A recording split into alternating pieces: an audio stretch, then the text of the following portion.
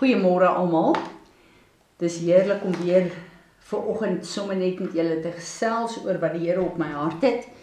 Ek het geluister die afgelope tyd na 'n podcast van John Bevere en hy bly maar een van die leiers wat so impak in my lewe het, en baie keer as ek luister na hom of iets van hom lees, dan voel dit vir my of ek dit self geskryf het. Dit voel vir my ons is so een in die gees. Maar hy is besig met die 7 kerke en ek het vanoggend geluister na, ek dink dit was Laodicea, ja, waarvan hy gepraat het, waar die Here hierdie kerke gebruik om vir ons almal te leer, veral hoe ons moet lewe, maar waarvoor ons versigtig moet wees. En wat vir my elke keer diep tref van hierdie eerste kerke, hulle is almal wedergebore kinders van God. Hulle is almal deel van die eerste kerke, maar almal van hulle het toegelaat dat hulle wegdraai van die volle waarheid van God en sy woord. En dis vir my so wonderlik waar die Here kom en sê, ek het dit teen julle, maar ook, daar is repentance, keer terug na my toe, en waar God hulle verseker van sy liefde vir hulle. Nou, in hierdie plek praat hy oor compromise, en mense wat aan die slaap raak en passief raak, geestelik. En hy kom en hy lig hierdie hele ding uit, en ek wil begin deur hierdie skrif te lees in Laodicea, wat Jesus vir hierdie kerk kom sê. Hy kom en hy kom sê vir hulle, dat hulle is nie lou nie, en hulle is ook nie warm nie. Wat sleg is, want hy sê, as julle op hierdie plek is, dan is julle eintlik op die plek van die 5 maagde, nê? Die 5 wat nie onder leiding van die Gees van God, wat nie gehoorsaam aan sy woord is nie. Hy sê, dan gaan ek julle uitspoeg. En dit is vir my so ontstellend.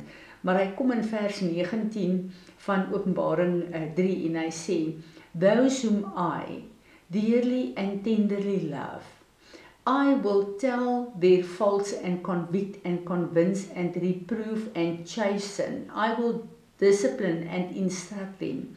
So be enthusiastic and in earnest and burning with zeal and repent. Change your mind and your attitude.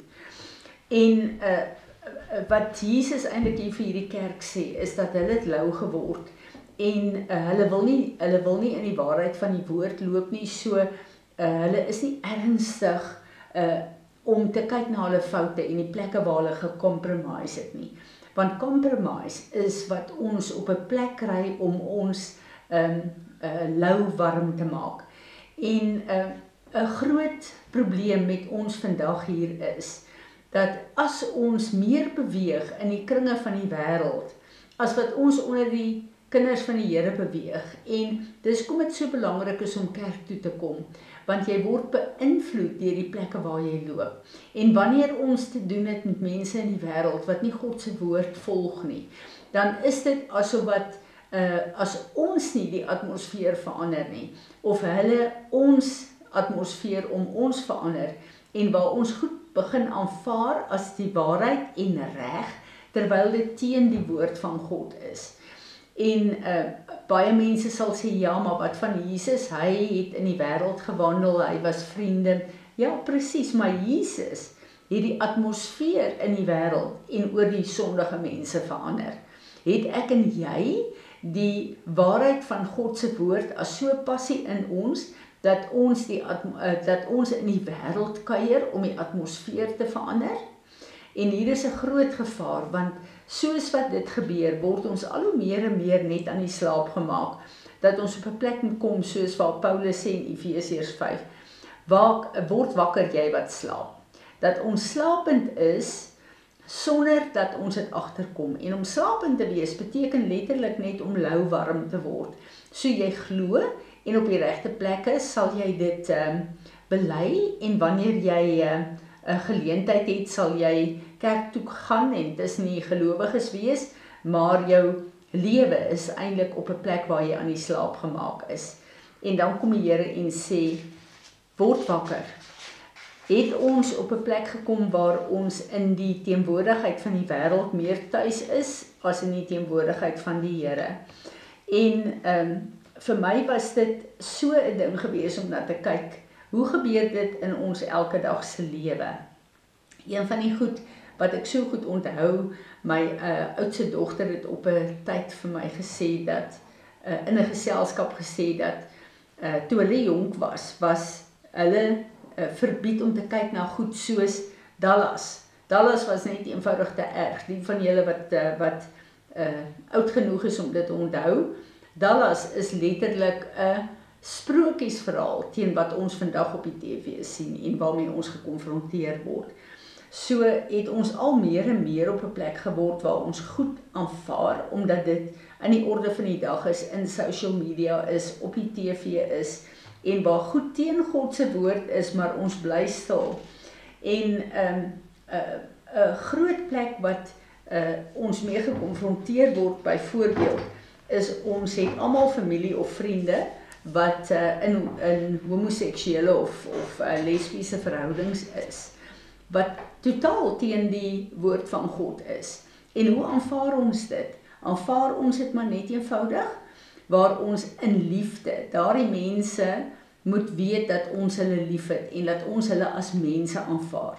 Maar ons moet op 'n liefdevolle, verre manier sê, wat julle doen is teen die woord van God, want baie van hierdie mense is mense wat verklaar hulle is lief vir die Here en hulle is kinders van die Here.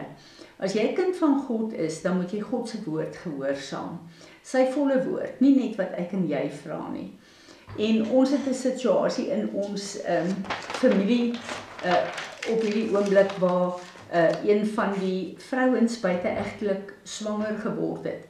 En ek en Johan het die ouers geluk gewens en die vooruitsig van 'n kleinkind en tot die Heilige Gees met ons gepraat het en gesê het, dis wonderlik dat daardie dat die ouerpaar dat julle iets vir hulle kan sê, maar julle kan nie hulle geluk wens met iets wat 'n sonde is teen die woord van God en iets wat heeltemal onaanvaarbaar is nie.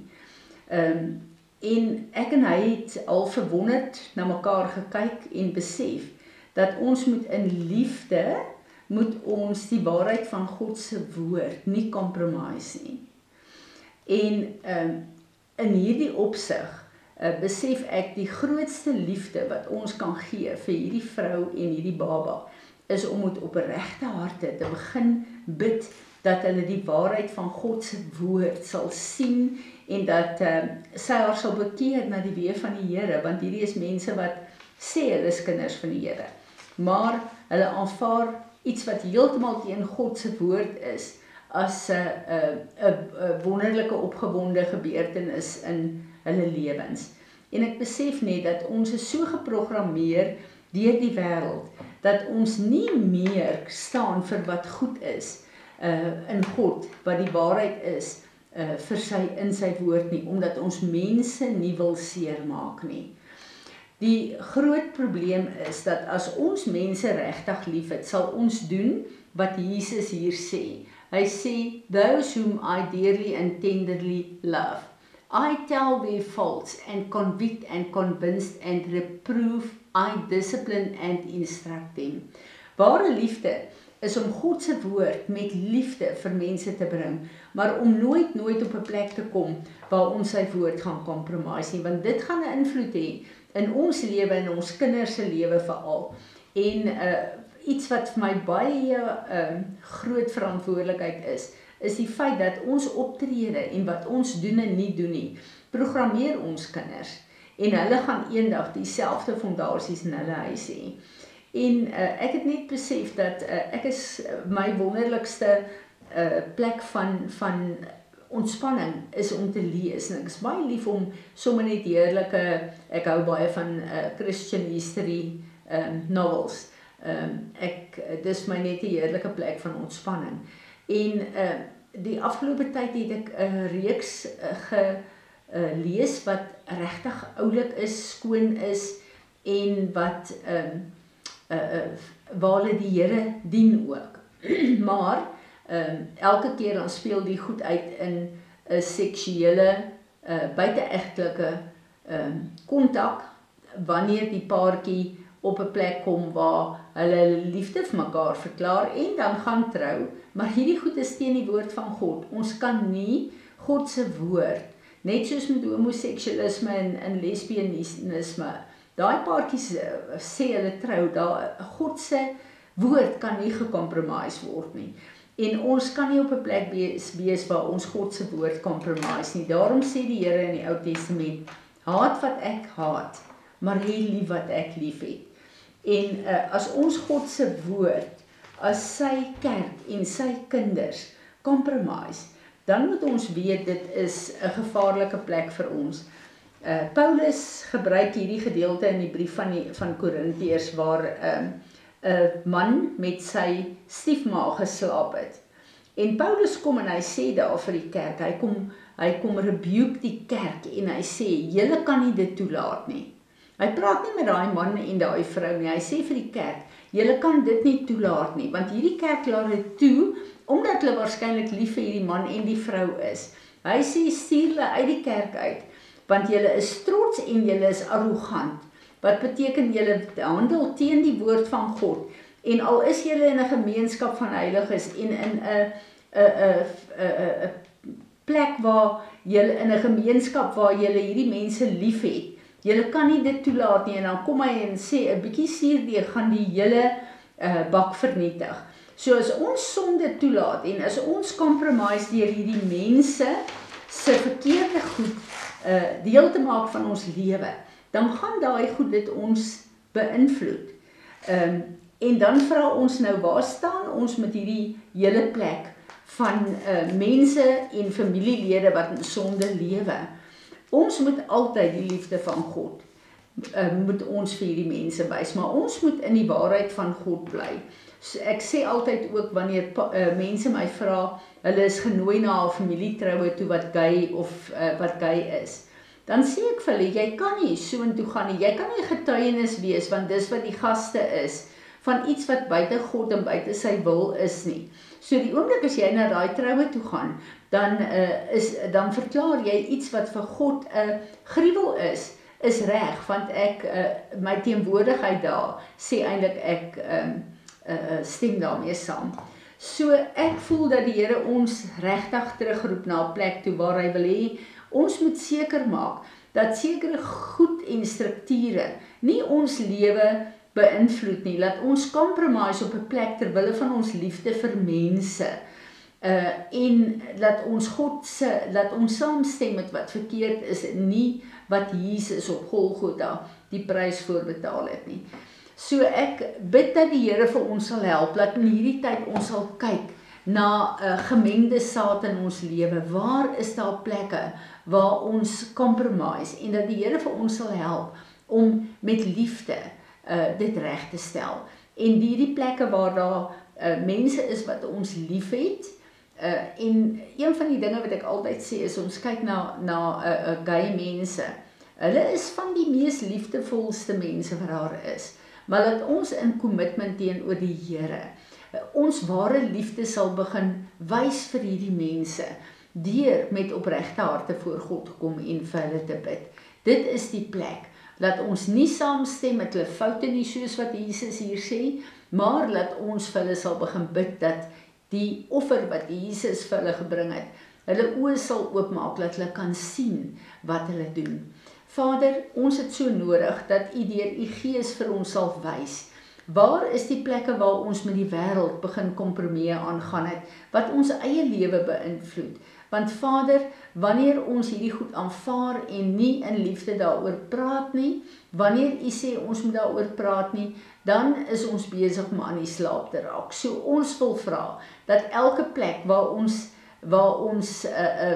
aan die slaap gemaak is, dat U deur U Gees ons sal wakker maak, Here, en dat ons sal opstaan en dat ons eie lewe sal heilig en reinig, sodat U ons kan gebruik, veral in intersessie, om te bid, soos wat U vir Jeremia geroep het, Here, om af te breek en te vernietig in die gees wat nie van U af is nie, maar om te bou en te plant wat U daar wil hê.